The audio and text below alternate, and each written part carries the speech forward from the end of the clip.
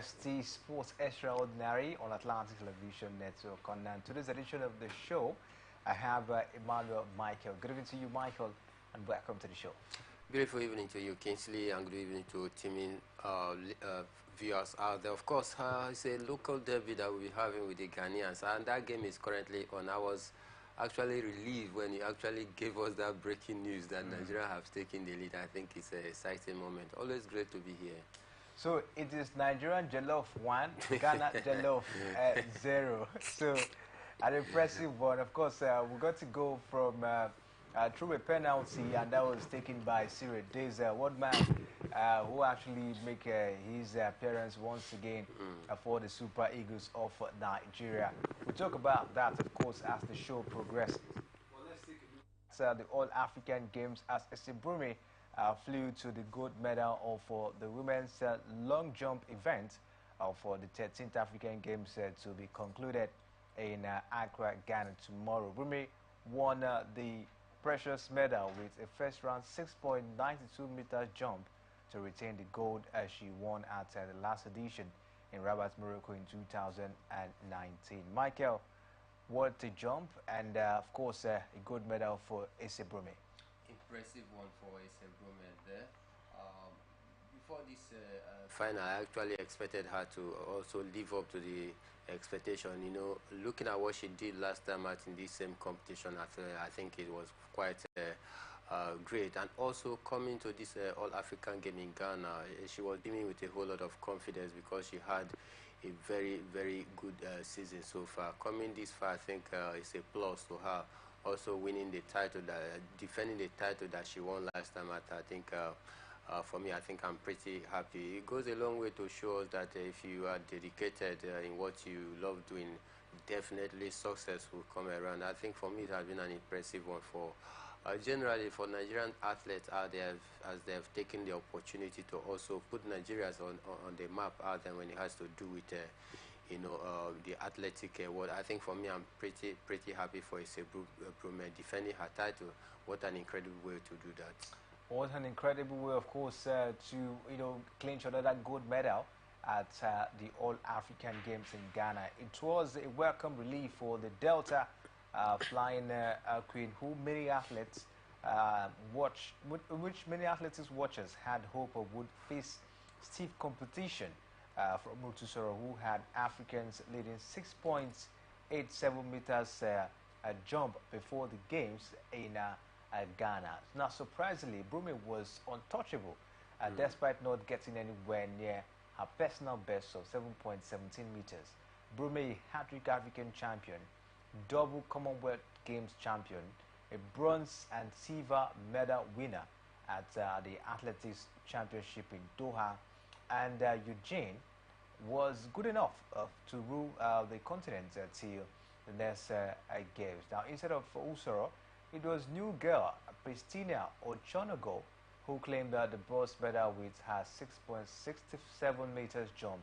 Usoro finished disappointing fourth outside the podium with her 6.62 meters. Burkina Faso Kola Jasmine won the silver medal.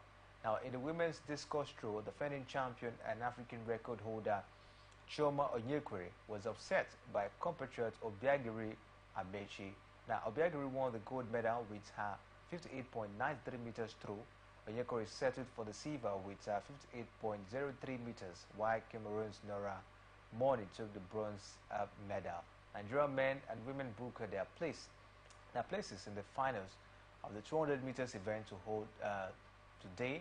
Alaba Kintola and Consider Ekanem easily won their respective semi-final races. Same way, Olayinka Olajide also made it to the final of the women's fashion as well. Impressive ride for Team Nigeria down there. We'll hope, of course, to see more medals, coming in today for Team Nigeria. Don't forget the All-African Games, of course, will come to an end tomorrow. But still talking about the situation of things for Team Nigeria at the All-African Games, 8 Nigerian boxers secured their spots in the finals of for the 13th African Games in Accra, Ghana, following their impressive performances in the semi-finals.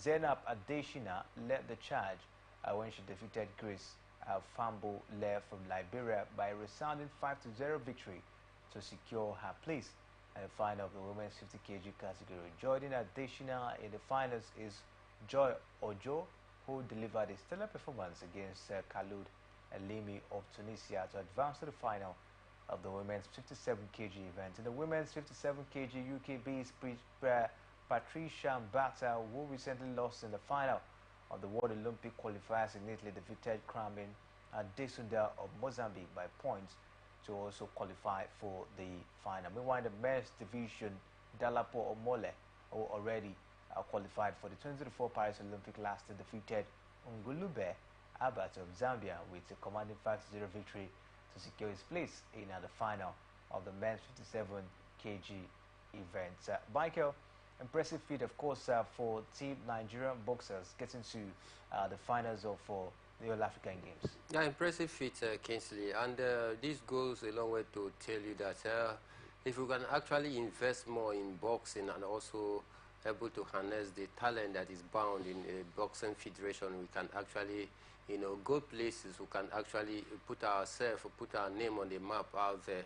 It has to do with boxing, because over the years it looks as though the Boxing Federation of Nigeria, they have taken their foot off the pedals in the area of talent hunt and development out there. That is why it looks as though discovering new boxing gem out there seems to be a very difficult thing for us here. But then, do we have the talent? Of course, they are banned everywhere. I said here last time that some time ago I was opportune to be at the National Stadium in Surulere. You need to go there Saturday, Sunday. You see some of these young and excited boxers coming to train out there very hard. You see very good, skillful boxers out there. But after training, you just see some of them sitting on the floor, chewing bread and sachet water, and that is how bad it is. Well, if the Boxing Federation is taking a deliberate, action toward, grooming and enhancing the level of, what we have in the country, I do not think that Nigeria, should be lagging behind in the area of boxing, because, like I said, we have the talent cut across, the 36 states, including the Federal Capital Territory. So for me, having 8 of the boxers making it through to the final at the ongoing African game, it tells you that indeed we have the talent. The talent are bound. What is left is proper grooming, and also proper care for some of these athletes out there, because some of them, they have their own bill to pay. Some of them are still in school. Some of them have 1 or 2 challenges out there which need physical financial encouragement for them to be able to cater for their needs, so that they can be able to focus more on their profession, what they love doing out there. But if they don't get the financial support, the moral support, the encouragement as well, and also proper planning, it becomes difficult for some of them out there who are willing or wishing to become professional boxers out there to exhibit their God-given talent. Why? Because the support that they need is not there. So for me, I think the Boxing Federation of Nigeria, we need to do a lot in the area of trying to encourage some of the talent that we have out there, so that whenever we get to the world map, we can also make our mark out there. I still remember in the days past where we have names like Bash Ali of this world. These were great boxers that was also holding their own very strong, for the country. Now we've made it through to the final. 8 of them, we can be rest assured that out of these 8 boxers that have made into the final, at least we can boast of at least 3 gold medals. That is, I just said at least, because if 8 made it to the final, then you should expect us to at least coast home with about 3 gold medals. But then I'm just putting it at minimal 3 gold medals out of these 8 will be bad. So for me, I think we have the talent, they are banned. We need to do a lot in the area of investing heavily and also supporting some of these boxers financially to also cater for their need as well. Talking about investing and supporting the boxers, Michael, just like you mentioned, it's been a long time we saw Nigerian boxers getting to this stage, of course, in the competition like this. Do you think these names that we've mentioned, talking about Patricia Mbata, Joy Ojo, Adeshina, Omole, and the rest of them, have they come to stay? Because it's not a situation whereby after these All African Games we don't hear them anymore. Just like we normally talk about, when we want to talk about table tennis. Of course, you mentioned Aruna Quadri. It's a known name. It's very familiar to the ears of so many. You talk about the likes of Funko Ishonake, Fatima Bello, of Yongwedem, and the rest of them. You want to talk about, athletics. You mentioned Toby Amusan, very known. You mentioned Ese Brume. You talk about wrestling, Blessing Abro, Dodo, Oduna, Adokore. These are names that we hear every day. These names now in boxing, do you think they've actually come to stay? Well, for me, I think it's a very big question whether this name have actually come to stay. It depends on the boxing federation. If they want this name to become a household name in the world of boxing for Nigeria, it's left for them to give them the necessary support, because you can't actually say yes, this name has come to stay, whereby if after the whole championship they come back home, no any other program to also follow up with the the wonderful work they've actually exhibited out there, and they don't expect them to cover money from their own pocket to start sponsoring themselves for tournaments, for major tournaments. They become very, very difficult. Some of them are not even well to do for now, and that is the reason why they need every financial support from the boxing federation to also encourage them. So for me, I think if they have come to stay or not, it's not within my ambit to give a explicit answer to that. It left for the boxing federation to make it happen. If they want this name to stay and also continue to hold the name of the country very high in the world of boxing, then it's left for them to also encourage these boxers, also give them the platform, give them the necessary support, give them the financial support as well, organize competition annually, quarterly, yearly, to keep them abreast, and also to keep them lively while waiting for any major competition to come. Because if they actually have gotten to the final of the ongoing African games, the 8 of them made it to the final. Possibly after this All-African game, they come back home without any follow-up programs from the boxing federation. How do you think they can be able to maintain this standard? So for me, I think it's left for the boxing federation, like I said earlier, to determine if this name have truly come to stay in the boxing arena of Nigeria or not. It left for the boxing federation to justify that answer. All right, let's see how it goes. We hope that these names, of course, they will remain, after the All-African Games. But since talking about the All-African Games, we hear members of the 15-player senior women's cricket team at the 23 African Games in Ghana, who won bronze at the Continental Sport Showpiece, do not know where their fate lies when medalists from the games will be rewarded by the federal government. Now, this is because the team was dropped by the Ministry of Sport Development before the games, but Nigerian Cricket Federation ensured their participation in the events, and despite being the lowest ranked team at the tournament, the female Yellow Greens upset Namibia by a 47-run win in their second group game before proceeding to claim the bronze medal with a 3-wicket win over Uganda. Now, it was the first time cricket would feature at the African Games, and the female team, just as their male counterpart, was ranked high enough to participate. Now, the female team was allegedly dropped a week after they began camping on the instruction for the ministry. But after adding to Nigeria's medal haul after the games, they don't know if they will benefit from the financial reward that will follow. Michael, what do you make of this? Huge money awaits these players, because according to reports, we hear gold medalists from the games are entitled to $300,000, and we hear $200,000 for silver. Those who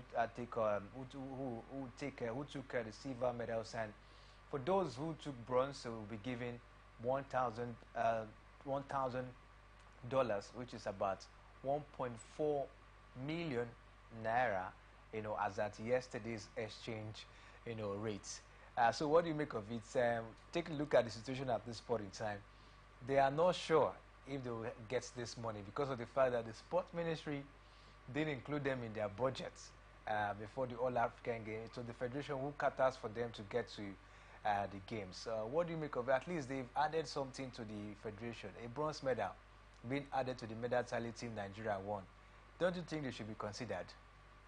I think this alarm that they are raising right now is a fear of the unknown, and that is why they are raising this alarm at this point in time. Because if the Ministry of Sport had not made any budgetary allocation for them either, but out of the benevolent or out of the passion and love of the federation itself, they had to organize and rally around to source for money to be able to send them to the All-African game. And for me, having gone there, and they did more than expectation, because this is their first time of appearing in such podium out there. Nobody gave them the chance, even competing against others, some other African countries that is far better than us in terms of cricket. But then we still finish very strong, coming in, very strong in that one, winning, a major trophy. I think for me, they are just raising this alarm because of the fear of the unknown. Because having heard that there are some financial reward that comes with, any of the medalists out there that went to represent us, they are beginning to think among themselves: do they actually have a place, when it has to do with the sharing of the money out there? So for me, I think it's not bad for them to raise this concern, because we know how money exchange hand, and when it has to do with issue of money, some person's integrity will be questionable at this point in time, because many times we have different stories anytime money is actually involved in anything that we are doing here. So for me, I think it's not a bad alarm that they are raising at this point in time. But looking at their exploit, what they did earlier, I think they truly deserve also to be part of the cake, of the national cake, if I must use the word as well. They have gone there, they did us prize, winning at least, laurels. They deserve to be part and parcel of the money, which, some other ministries, who the sport ministry also allocated fund to them. I think for me, they should even receive higher reward.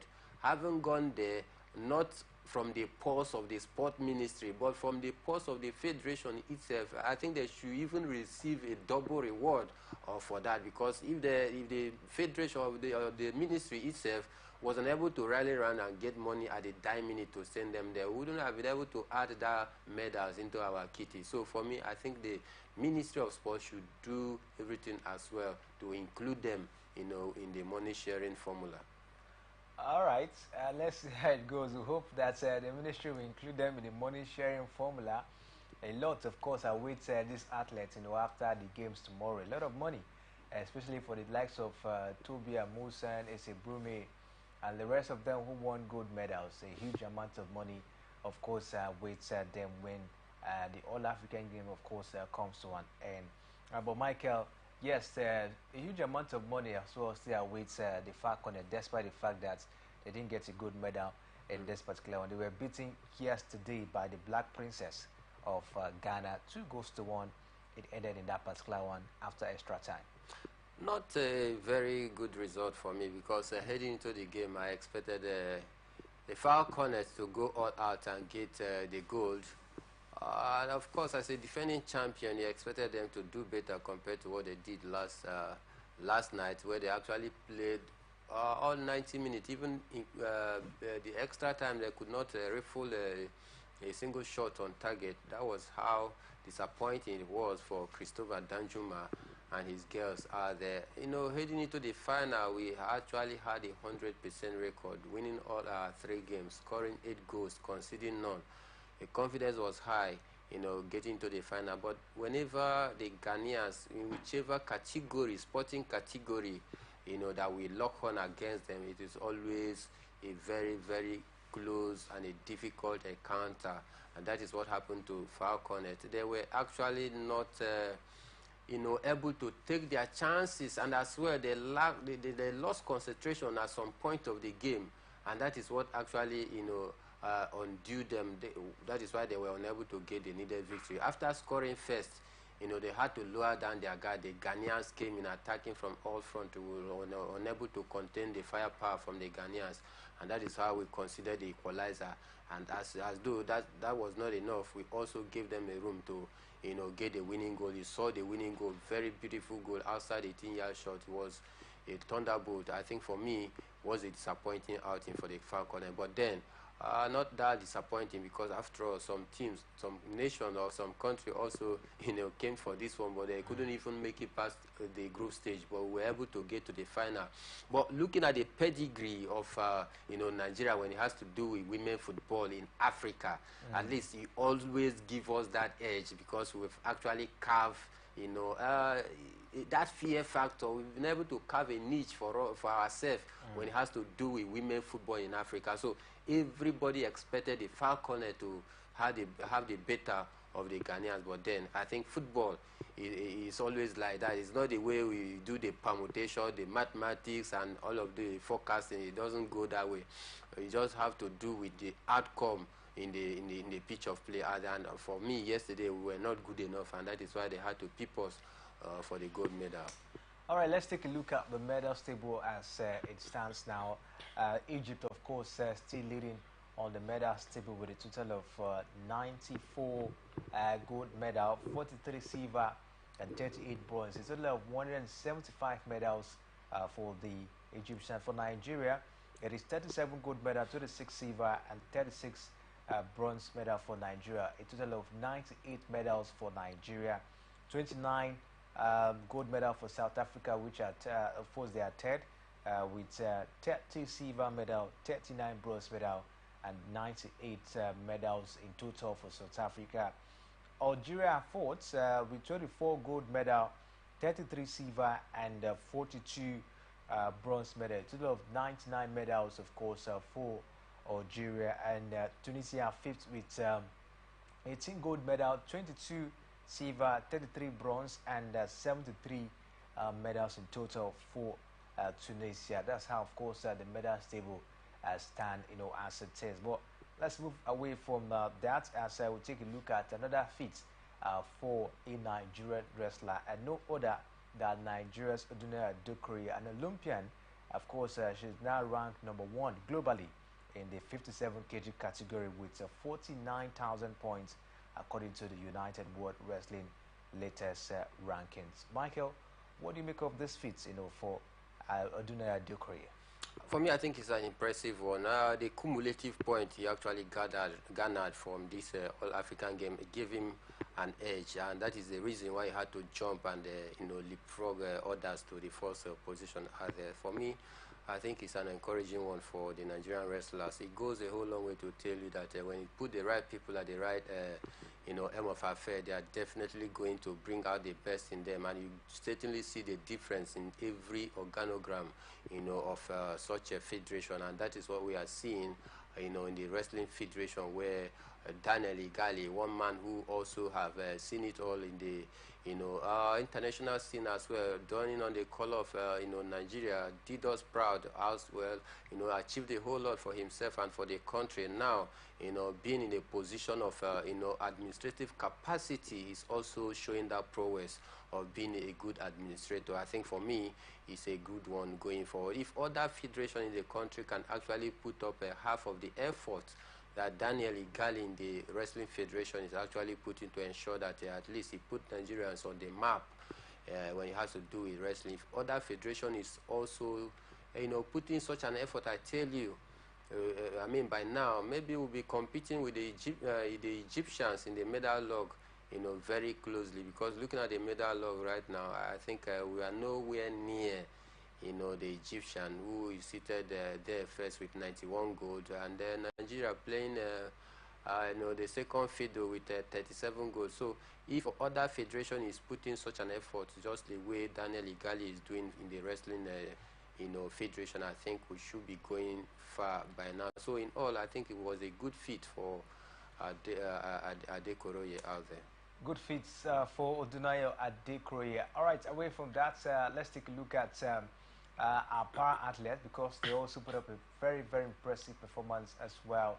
And a remarkable display of strength and skill. Nigerian para lifters have clinched 4 gold medals at the ongoing Powerlifting World Cup in Sharm el-Sheikh, Egypt. 2 gold medals were won yesterday and were won on Wednesday and yesterday. 2 other para-athletes doubled the tally. Now, Bose Bejide won Nigeria's first on the opening day of the competition. Won the opening day of the competition, and on Wednesday, as she emerged victorious in the women's 50 kg category, showing her exceptional talent and determination to secure the gold medal. Adding to Nigeria's success, Esther Wogu demonstrated her prowess in the women's 41 kg category, claiming the gold medal amid stiff competition. It is an upgrade to the silver Wogu won at the Dubai 23 World Cup. In the men's category, yesterday, Thomas Kure dominated the competition in the 65 kg weight class, winning Nigeria's 3rd gold, while Roland Ezurike showcased his strengths and technique to secure the country's 4th gold medal in the 54 kg category. Michael, powerlifters, of course, putting smiles on the faces of their fans. Good one, good one. It's always good to see that Nigeria is representing us pretty well. This is the proper definition of no grief for anybody, as the hashtag goes for this year. They are not allowing any space for anybody out there. I think it was an impressive display from them. Let's hope that we can continue to build on this, going forward, especially some of these sports that look as though it is relatively unknown, but these are some of the key sports that helps you to amass a gold medal in major competition out there. So for me, I think it's a step forward to what we've been seeing over the years. If they can continue to keep up in this pace, to keep up with this form and standard, I definitely tell you that we are going to, control Africa for quite a long time. All right, at this point, we'll take a short break, and when we'll come back from this break, we'll bring you the latest from the Nigerian Premier Football League. There are some fixtures this weekend, and we'll take a look at those fixtures one after the other. We'll take a short break now, and when we'll come back, of course, we'll take you through all that you need to know revolving around the world of football. Please stay with us. We'll be right back.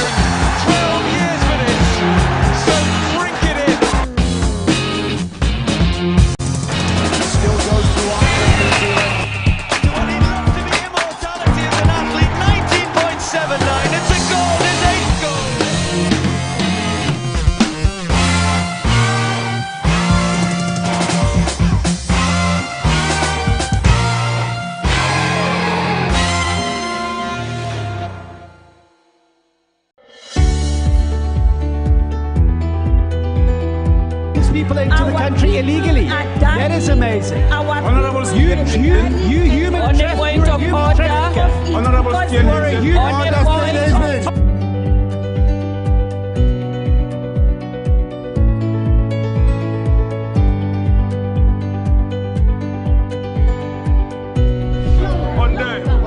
are not picking our calls. They made up their minds. So no agreement with the EU, but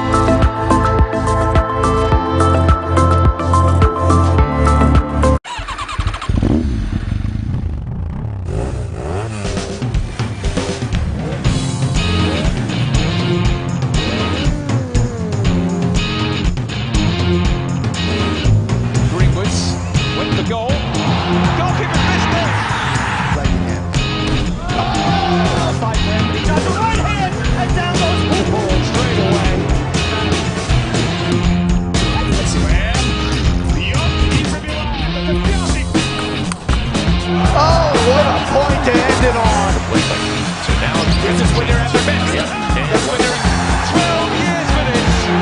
So drink it in.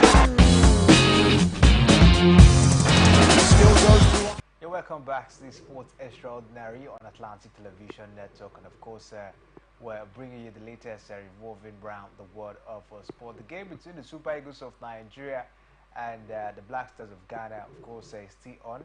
It is Super Eagles 1 and Ghana 0, as we speak. We'll try and most of course, to keep an eye on that particular one in order to update you on the latest result. But let's talk about the MPF of Michael. It promised to be another interesting fixtures this weekend as Kano Pillars will lock ons against Sporting Lagos. We'll see Doma United against Gombe United. Katsina United will lock ons against Abia Warriors. Heartland against Enugu Rangers. We'll also see Lobby Stars against Bayelsa United. And Kora United will lock ons against Eyimba Football Club. Plateau United against Aqua United. Remo Stars against Bender Insurance. Those are the matches, of course, we'll be expecting this weekend in the Nigerian Premier Football League. Michael, what do you make of the fixtures this weekend? Great fixtures out there, mouth-watering encounter, but the one that caught my fancy is the game between Rangers and Heartland. I think that's going to be the game I'm going to keep a close tab on. Why? Because for me, it's a game of consequence for both clubs. Rangers contending for the title, just a single point adrift of the league leader, talking about Lobby Star, who is on 46 points, while Rangers is on 45 points, seated in second position, whereas Heartland is also battling for the relegation. They are in the drop zone. Having seen Christian Obi struggle with the team so far this season, so I think it was last 2 weeks that Christian Obi actually got a 2-0 victory at home after 17 attempts of trying to win a match so far this season. So for me, I think it's going to be a very, very tough encounter because these are two sides that understand themselves, pretty well, and they are close neighbors as well. So these are the things that make the encounter very, very tough. But I expect Enugu Rangers to get all 3 points against a very struggling Heartland, who also will be battling to beat the drop zone, and this will make the encounter very, very difficult, like I said. But then in all, I see Enugu Rangers triumphing over Heartland. Michael, is very dicey when it has to do with the top 6 teams, of course, in the Nigerian Premier Football League. We're just seeing about 1 or 2 points, differentiating the top 6 teams. You talk about the likes of Lobby Stars, Rangers, Remo Stars, Eyimba Football Club, and as well, talk about Shooting Stars as well. It's been very dicey as well on the table for them, but I don't know what you make of it. Everyone is looking forward to Eyimba retaining the title they won last time. You think they have what it takes, to retain the title?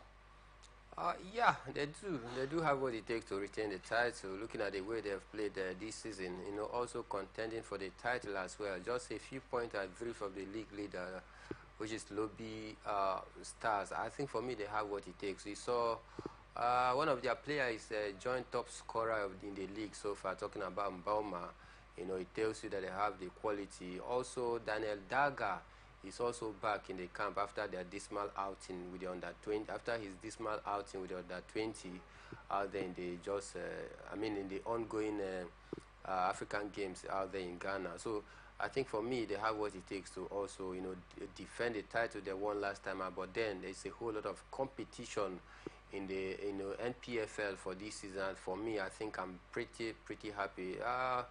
For a long while now, we haven't seen this kind of a healthy competition between the team topping the league, the second place, third, fourth, and even fifth. We just have 1 or 2 points, separating all of these teams. So I think it's a very healthy competition. But then the question is, do Eyimba have what it takes to defend the title they won last time? Of course they do. They have the quality, in their arsenal to be able to defend this very one. But then they need to dig deep, because looking at the world teams like Enugu Rangers and Lobby Stars, Remo Stars as well, looking at what they are doing, they have not come for play. They also want to lay their hand on the trophy out there. We'll keep our fingers crossed and see how the fixtures, of course, will pan out this weekend. A lot, of course, to expect in the Nigerian Premier Football League. Looking very dicey as it is. But Michael, let's move straight and take a look at that encounter between the Super Eagles of Nigeria and the Black Stars of Ghana. Of course, we'll actually mentioned earlier that it is Nigeria Jollof 1 and Ghana Jollof 0 down there. But Michael, that goal came through a penalty shootout and, of course, a penalty kick to say. And it was from one man, of course, who was called once again to the team. That's through Siri Deza. And the last time the Super Eagles of Nigeria took the lead against the Black Stars of Ghana in a full senior international match was via a penalty kick as well, and that was back in 2008, AFCON. A goal scored by Yakubu Ayegbeni, and Nigeria actually lost that encounter as well by 2 goals to 1. If you remember that particular one. So I don't know what to make of this. Hope history will not repeat itself today. Obviously, no two games are alike, and we taking the lead via penalty shootout. The match is still on; it's not done and dusted, so we need to also buckle up. But I think I do not want to pay much emphasis about the goal. I think I just want to see the difference in tactics of Finidi George and what we saw last time with Joseph Pissarro. And having following the games online, I think there's a little bit changes from the tactical input of Finidi George compared to what Joseph Pissarro did during his era. I think we are more of attacking, that attacking instinct seems to be coming back into the national team, and the ability to win the ball immediately they lose the ball as well. And they look as though with the return of Wilfred in behind in the middle of the park, our midfield seems to be functioning right now as it stands. So for me, this is what I just want to see. Let me see what Finidi George can do. Even if we go to lose this game, which I will not allow us to, I will not pray for us to lose, because I think the Ghanaians, you know how this kind of derby goes. They will always want to have that bragging right and boast about the whole thing. But despite the result, I just want to see the difference in tactical input from Finidi George to what we saw in the last African Cup of Nations, where Joseph Pissarro actually went on the defensive other than offensive. And I think that is what Finidi George is trying to do. Deploying 3-5-2 formation, I think it's a nice one. Choke up the midfield while you have two strikers up front that can also, finish, they go. But then in all, I think we have been very, very wasteful, as well in front of goal. If not by now, we should have been maybe possibly and Kelechi Iheanacho. Yeah, so by now we should have been able to go 2 or even 3 goals up. But then, like I said, the whole essence of these friendly games is not about winning, but it's about making the team to gel. It's about trying to allow the players to understand themselves. It's about trying to bring in new players into the team and also give them that national team experience, and also to see what they can be able to do in place in a case that some other notable names are not in the squad, just like we are seeing Victor Boniface not in the squad. Let's see what Nathan Taylor can do in the attack line. Let's see what Sadiq Omar can do in the attack line. Let's see what Siridesa can do in the attack line in the absence of Victor Osimhen. This is what friendly is all about, and not just necessarily in the friendly, but about building a team, gelling the team, get to see the strength of your players one by one, and also trying to mold them up to what you think that this is the philosophy you want to deploy. That is it for me. All right, so let's see how it goes. Super Eagles of Nigeria currently leading in that encounter against the Black Stars of Ghana. But Michael, this game was taken to Morocco, and you take a look at it from the reports we're getting. No, broadcast organization actually, take up this particular one. You have to. There should have been a means whereby this game would have been on TV, because from the reports we're getting, all matches, the match is being streamed online. We've not seen any top media giants, of course, taking up this particular one, as it stands. So I don't know what you make of it. And from the reports we're getting as well is the fact that the stadium is very empty. How can Nigeria and Ghana be playing and no one cares down there in Morocco to go watch, the game? What do you make of the planning of the marketing team of both countries? Very poor planning, per se. And I think if the Ghanaians, their marketing team and the Super Eagles marketing team were up and if they did their job properly. They would have even gotten a sponsor for this particular... Definitely, yeah. because this is too big, West African country in the game of football. Not just West African, in Africa, in the world of football, these are giants in their respective, place. So for me, I think the marketing team didn't do enough because some big companies out there, even football enthusiasts and football philanthropists would have loved to put their money in this very big one because it's a derby, it's a big game. So I think they did not do a proper job in trying to, source for sport. He has returned back to Arsenal, of course, to take care of himself before the club games begins. Not a good news at this point in time, especially for the Gunners who is vying for the title. We know how they actually capitulated last time out when some of their key players got injured. They were unable to lift the title even after going eight point clear of the second place, which is Manchester City, as at last year. And what actually happened was that at this very sensitive point in time in the league last season, they actually bottled the league because some of their key players went on injury and they don't have that squad depth, to that like replacement for some of the players that went to injury, and that is why they had lost the league to Manchester City last time. Now we have about few games to go before the end of the season, and Arsenal is topping the league because of goal difference against Liverpool, closely followed by Manchester City, who is breathing down their neck, and Bukayo Saka, who seems to be one of their key players, is out injured. I think it's a worrisome, not just for the England team, but for Arsenal Football Club, because they also have another injury worry in the person of Martinelli. Martinelli couldn't take part in their last game, and Trossard had to come in because of the injury of Martinelli. And these are two key players for Arsenal. So if you minus Martinelli and Bukayo Saka, I do not think that Martin Odegaard alone can get the job done for Arsenal. So I think it's a disappointing one for Arsenal. But let's hope that this injury is not going to be a very long or a serious one for that matter, so that at least possibly before the international break, Bukayo Saka can get back to his feet again, so that he can also contribute his quota to Arsenal team and help them this season to see if they can be able to, win the EPL after so many years of trying. Leicester City, of course, have been charged by the Premier League with allegedly breaking spending rules during the last 3 seasons in the top flight. Leicester have been referred to an independent commission for breaching profit and sustainability rules and failing to submit audited finances.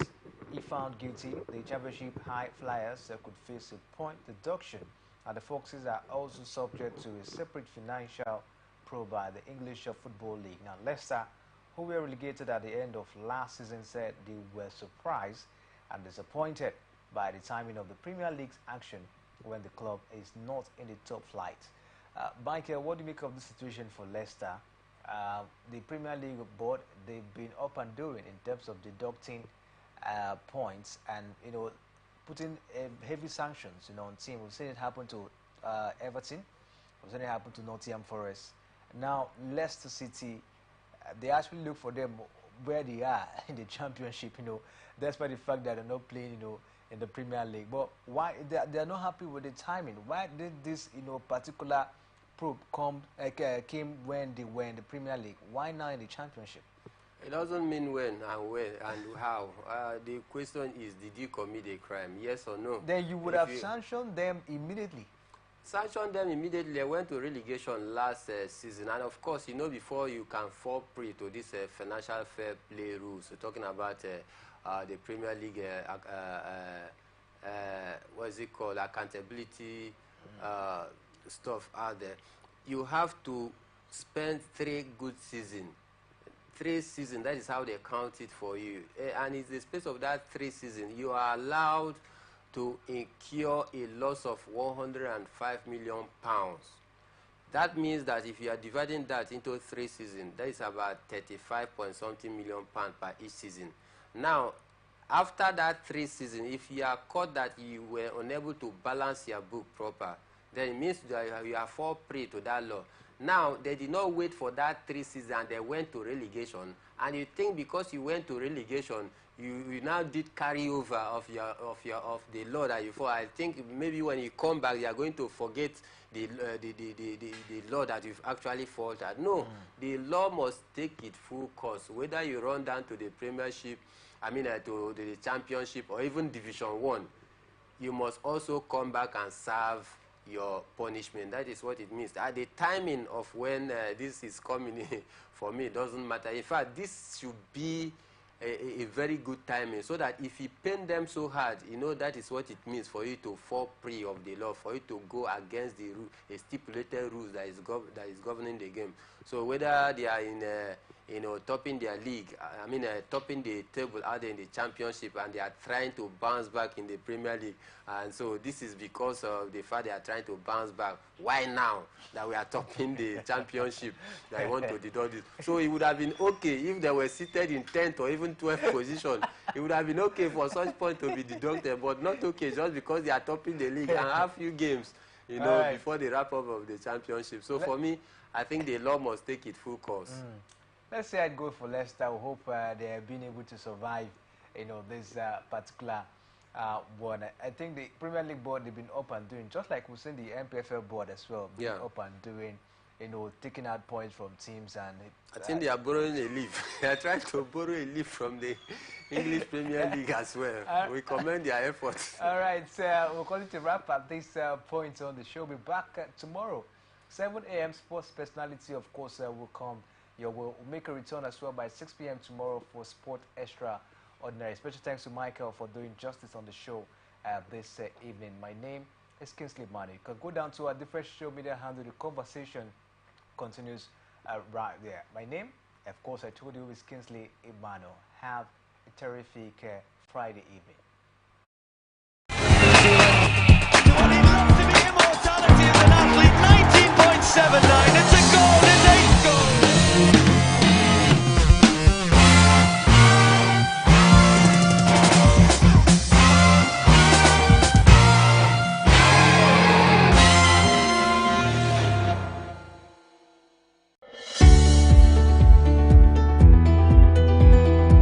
People into the country illegally. That is amazing. Honorable You human trafficker.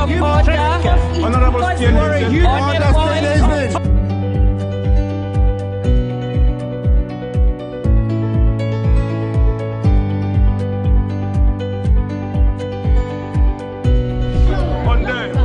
they are not picking our calls. They made up their minds. There's no agreement with the EU, but